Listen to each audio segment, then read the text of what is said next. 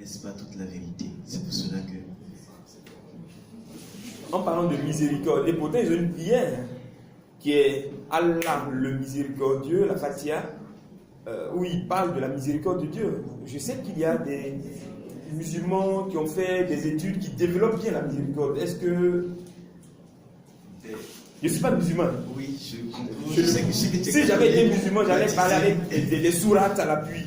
Je sais que si je fais des recherches. Oui. Je sais bien que le premier verset du Coran dit que Allah est miséricordieux. Il est le Tout-Puissant et le Miséricordieux.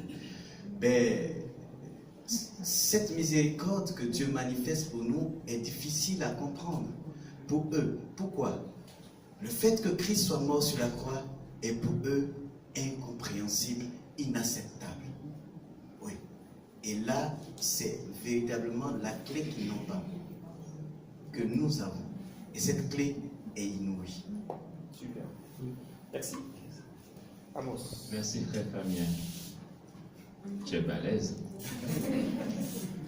Alors, juste, primo, tu n'oses pas leur dire ce que tu sais parce que leur doctrine ne leur dit pas ça.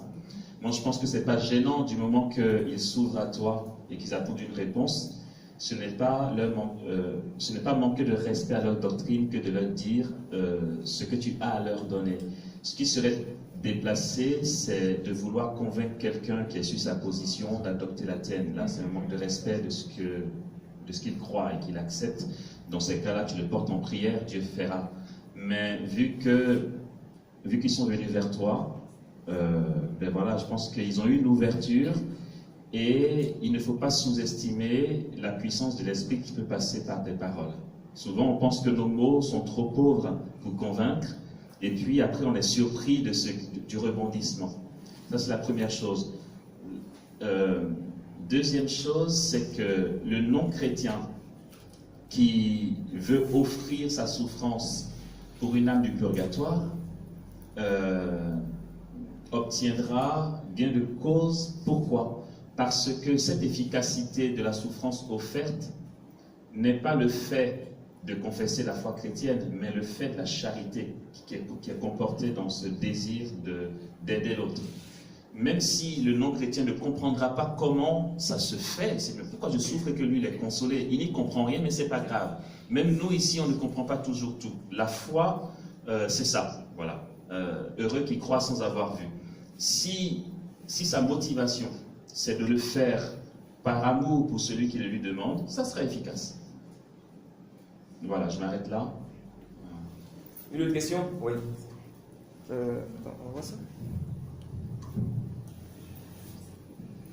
Bonsoir. J'ai une question concernant le courant de pensée. Mais ça, je peux parler fort. Merci. J'ai une question en fait. Comment je vais dire ça? Souvent, on dit que la foi sauve. Et donc, si on a mal, si on souffre, le fait de croire, d'être persuadé que Jésus est mort pour nos souffrances et qu'il peut nous sauver, peut effectivement nous sauver. Donc, ma question, c'est à quel moment on se dit, bon, je souffre, mais c'est pour la gloire de Dieu, donc j'accepte cette souffrance. Et à quel moment on se dit, je souffre, mais je refuse cette souffrance parce que Jésus a souffert déjà pour moi et que je n'ai plus à souffrir. Je ne sais pas si c'est assez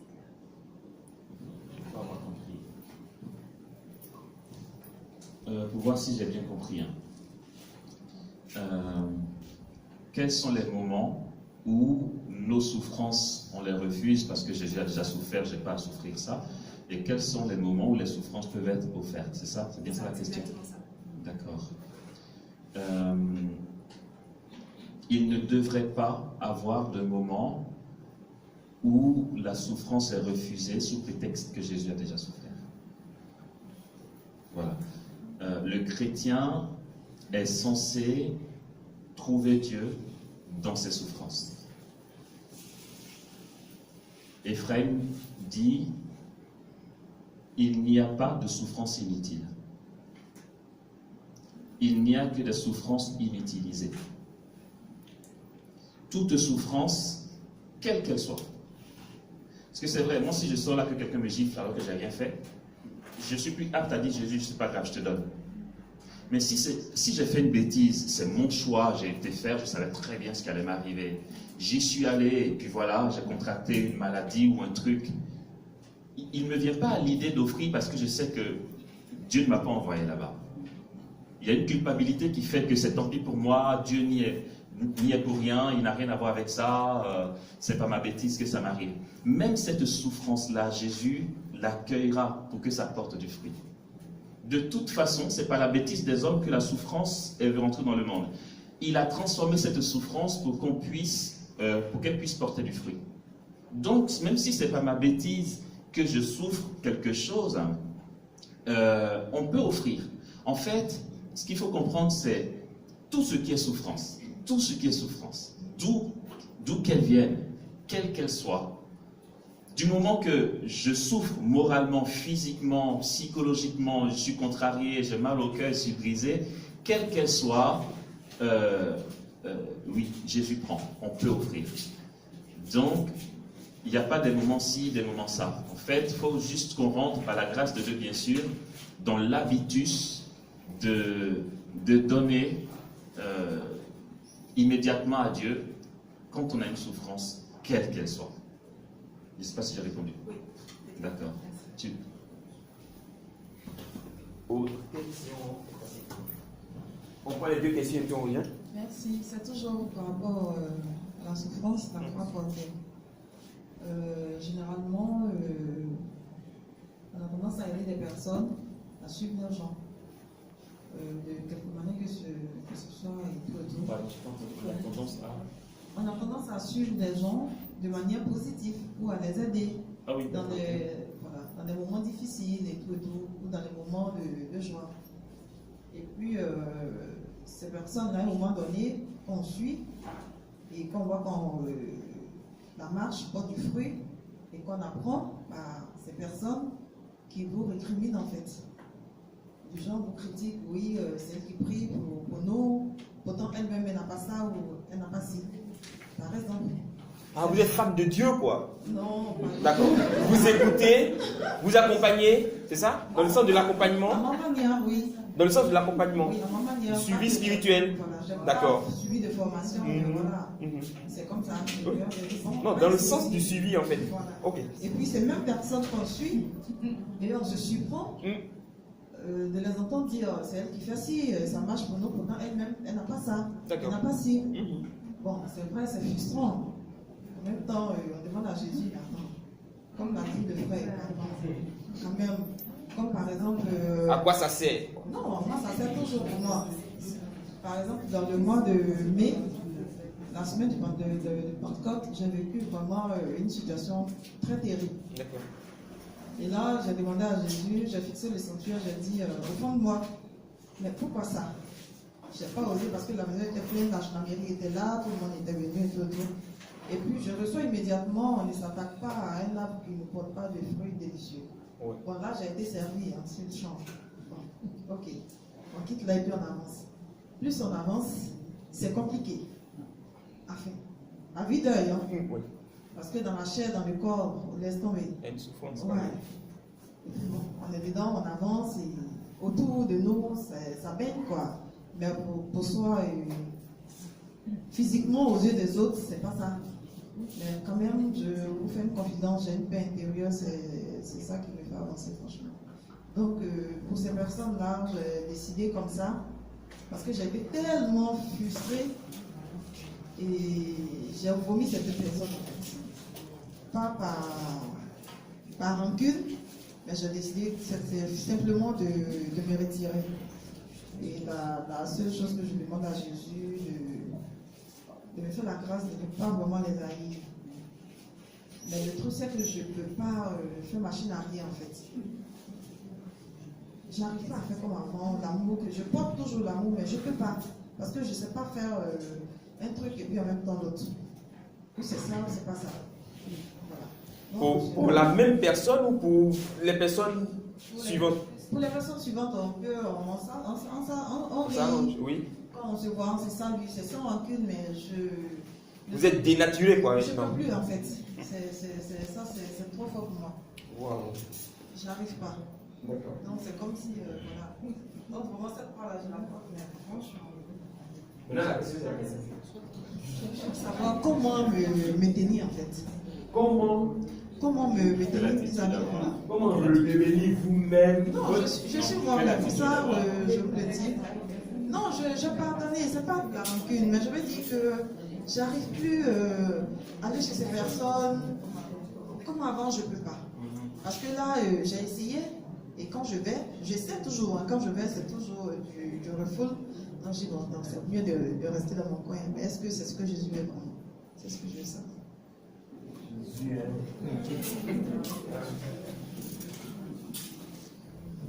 Ok, alors moi je pense simplement, avant de dire quelle attitude est conseillée, je pense que tu peux rendre grâce à Dieu parce que tu es en train de grandir dans ta charité. Jésus dit, si vous faites du bien à ceux qui vous en font, que faites-vous d'extraordinaire? Les païens en font autant. Aimez ceux qui vous persécutent, priez pour vos ennemis. D'accord? Donc tu grandis dans ta relation d'aide quand tu n'as pas de retour positif ou encore quand tu n'as pas de reconnaissance. Mais c'est là où en fait, devant Dieu, ça devient extra, justement. Et je pense à ce que dit Paul. Saint Paul dit, ainsi, je cite Paul en fonction de ceux qui disent ça marche pour nous, mais elle-même qui prie pour nous, elle n'a rien. Saint Paul dit, ainsi, la mort fait son œuvre en nous et la vie en vous. Voilà. Ça veut dire qu'il y a un don. En fait, c'est exactement ce qu'on disait tout à l'heure. Accepter notre condition et les souffrances en les offrant à Jésus porte un fruit qu'on n'imagine pas. Je manque de boulot, je cherche du travail, j'en trouve pas. Cette souffrance-là, je l'accepte et je l'offre à Jésus. Ça porte un tel fruit qu'autour de moi, tout le monde a de gros boulots. Mais ça vient, entre autres, de mon offrande, de mon oblation. D'accord? Et donc, quelle attitude avoir? C'est que n'attends pas de ressentir l'envie d'aider. C'est pas ça la foi, c'est pas ça l'amour. L'amour n'est pas un ressenti. L'amour, c'est des actes d'amour. L'exemple que je donne souvent, et ça marche à tous les coups. Si j'ai un voisin que je déteste à mort, quand je le vois, je le déteste. Le sentiment de haine, il ne le voit pas.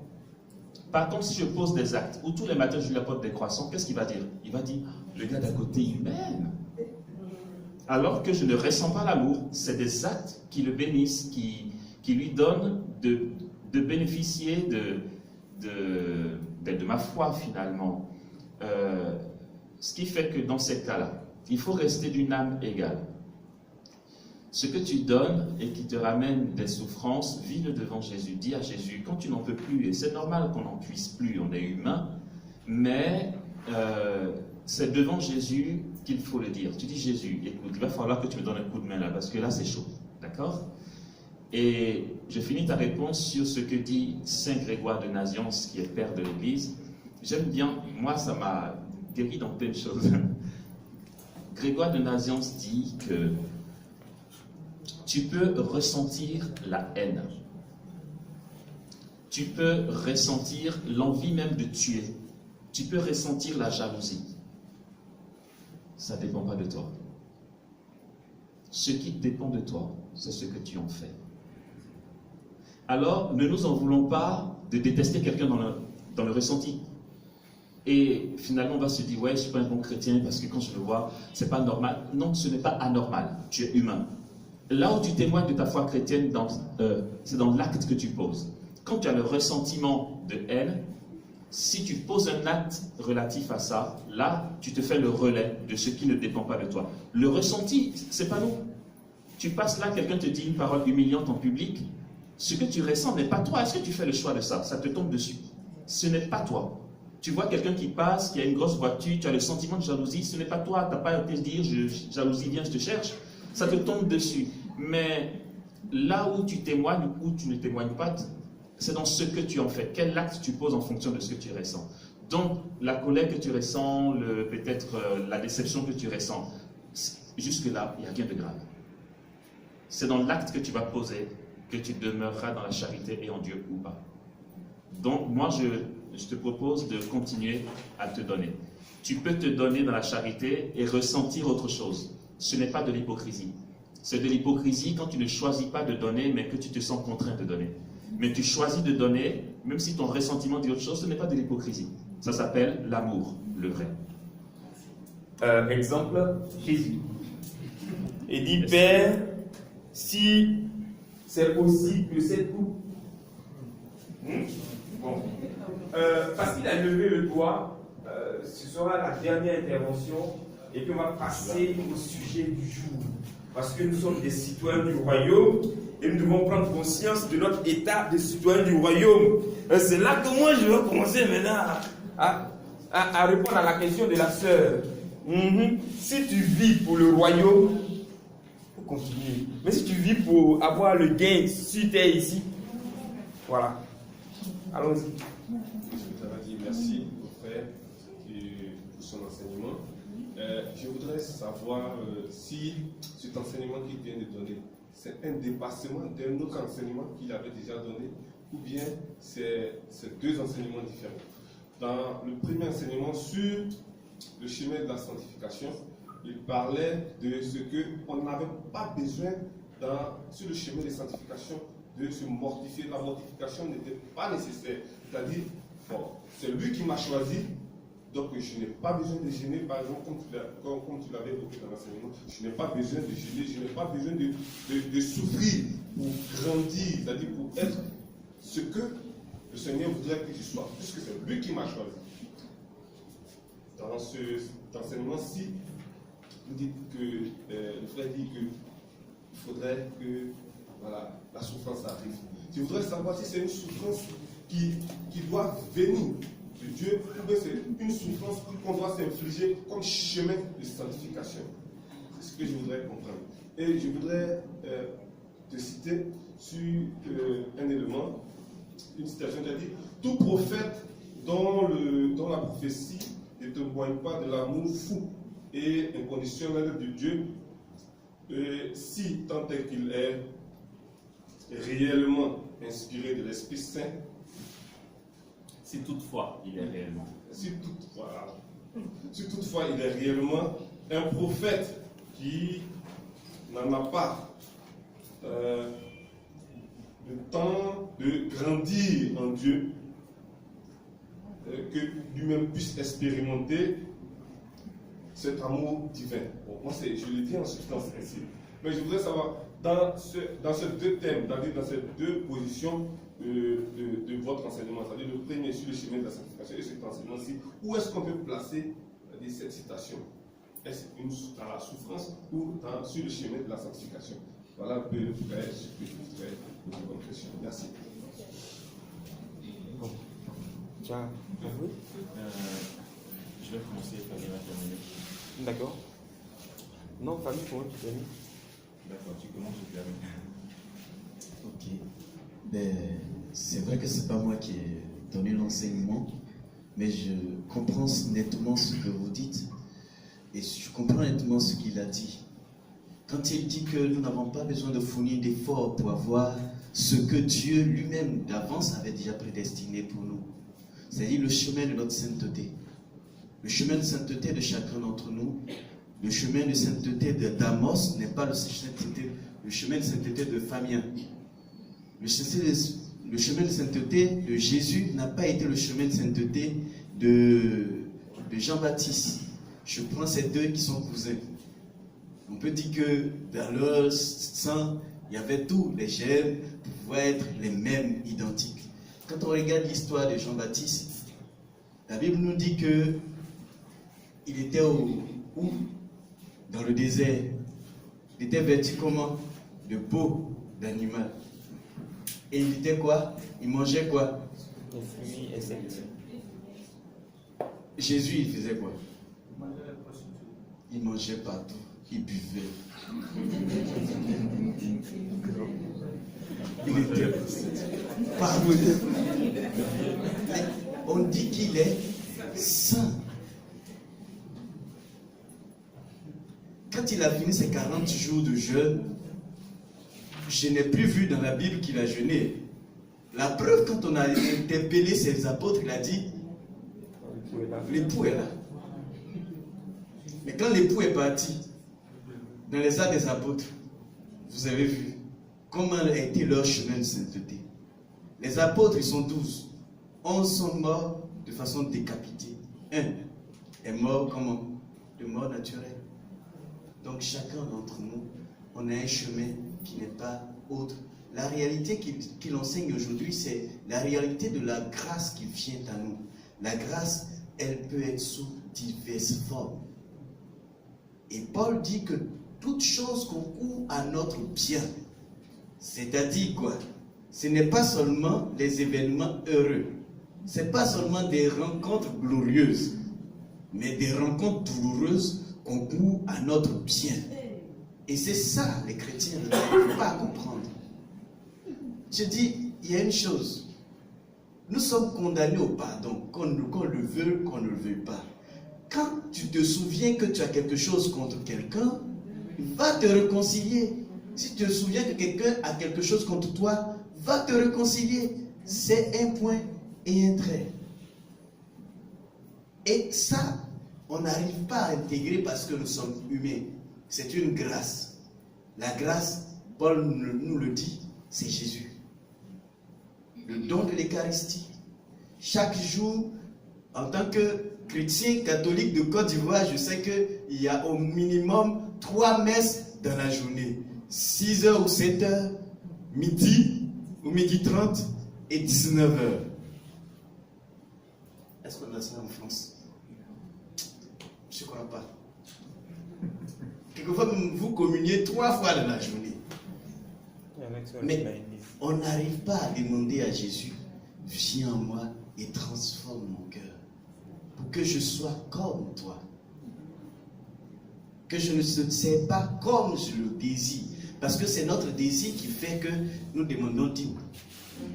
Nous demandons offrande. Sinon, si nous nous servons Dieu comme il le dit et qu'il dit qu'il est le rémunérateur de ceux qui le cherchent, de ceux qui le cherchent en vérité, nous n'allons pas rechercher des hommes pour nous rémunérer. Parce que Dieu est notre rémunérateur. En substance, je vais terminer avec cette grande sainte, Bernadette Soubirous. Quelquefois, on va à Lourdes tous les jours. Quelquefois, on nous envoie l'eau de Lourdes. Mais si nous connaissons l'histoire de Bernadette, toute sa vie a été souffrance jusqu'à dans la tombe. Mais jusqu'au jour d'aujourd'hui, son corps est intact. Le Seigneur dit, je ne laisserai pas mon bien-aimé connaître la corruption. Elle n'a pas servi Dieu à prendre un micro, courant partout, rien. Mais la souffrance qu'elle a accueillie, la grâce qu'elle a accueillie, en se laissant façonner par Dieu, porte les fruits depuis plus de combien de siècles? 1 siècle et demi. On a fêté les 160 ans. Elle a payé le prix pour que tu ailles à Lourdes et que tu reviennes guéri et que tu sois restauré. Quand on dit payer le prix, quelquefois on croit que c'est... Non, le Christ l'a payé pour elle. Mais elle a accueilli et cela a été joie, bénédiction pour elle. Vous gardez le micro parce que vous avez suscité une interrogation. Les internautes nous suivent au travers Facebook, c'est en direct. On a oublié de vous le dire. Donc quelqu'un nous a écrit là. Que faire si celui qui est en face refuse votre pardon? L'Église nous donne le chemin et d'abord la Bible elle-même. Nous partons vers la personne pour lui demander pardon. Elle ne veut pas.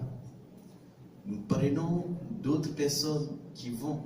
Si elle ne veut pas, nous allons encore chercher les anciens de l'Église. Ça veut dire que nous avons 3 grandes démarches avant toute chose. Et si la personne persiste dans le mal, considérons-la comme un païen. C'est ce que la Bible nous dit.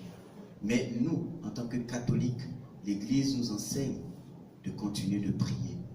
Donc, quand on dit qu'on considère une personne comme païenne, c'est de prier pour sa conversion. Donc, nous persévérons dans la prière pour que la personne revienne à Jésus. Il y a vraiment des choses à développer dans tout ce qui est en train d'être dit ce soir. Moi, c'est bon, merci. Est-ce que votre question a retrouvé sa réponse, cousin? Une partie. Pourquoi tu es comme ça maintenant? Bon, ok, Amos, allons-y. Non, je vais être bref. Oui. D'une part, ailleurs, j'aurais dit que ça ne sert à rien de s'affliger des souffrances. Et là, je sens me dire qu'il faut accueillir la souffrance. C'est ça? Ok. Alors, si il est l'heure d'aller dormir, et que je dis, non, moi, je veux faire plaisir à Jésus, je ne dors pas. Je veille toute la nuit. Jésus va dire, Dieu, je t'ai fait un corps la nuit, c'est fait pour dormir. Je ne t'ai pas demandé de veiller. Je n'ai pas à faire ça. C'est l'heure de dormir, j'y vais. C'est l'heure d'aller au boulot, j'y vais. C'est l'heure de me reposer, je me repose.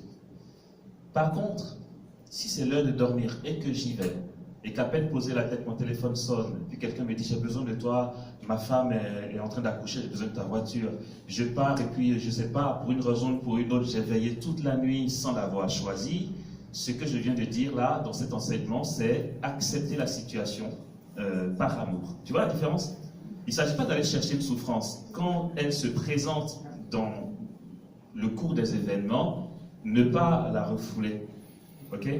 Maintenant, la citation que tu as donnée, je ne vois pas son lien, parce que c'est une citation que j'ai donnée sur un enseignement concernant la prophétie. Du coup, je ne vois pas le lien.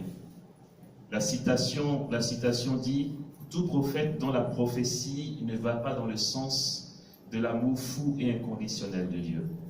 Si toutefois il est réellement inspiré du Saint-Esprit, est un prophète qui n'a pas pris le temps de grandir dans une expérience personnelle de l'amour de Dieu. » Ça fait long, mais c'est ce que tu as donné. Mais je ne vois pas le lien avec la souffrance. Ça, c'est concernant la prophétie. En sachant que si de lien il doit avoir, c'est la partie qui n'a pas pris le temps de grandir dans l'amour fou et inconditionnel de Dieu. Grandir dans l'amour de Dieu, ça passe à travers tout ce qu'on a dit là. C'est la vie sacramentelle, la vie de prière, l'accueil de la souffrance, la charité, etc. Okay? Je m'arrête là parce que je vois qu'il y a du mouvement à gauche. Mais j'espère que j'ai à peu près répondu. Voilà.